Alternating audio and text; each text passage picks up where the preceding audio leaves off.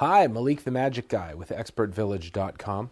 So now I've taken you through some basic and some intermediate twisting techniques. I've shown you all the basic twists that you need. I'm going to teach you a new technique called snapping, which is going to help you make some pieces, stuff like this, when you just need little sections of a balloon.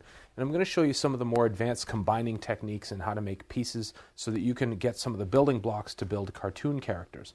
I'm going to show you a body for balloons like this. I'm going to show you how to make a separate body with segmented head and arms and legs, show you how to do some elbows, show you how to do some knees. So this will be the stuff you need to start getting into some of the bigger characters that kids have seen, how to put eyes on things that are a different color, how to do animals that have a lot of different colors going on. We're going to do a penguin, a clown.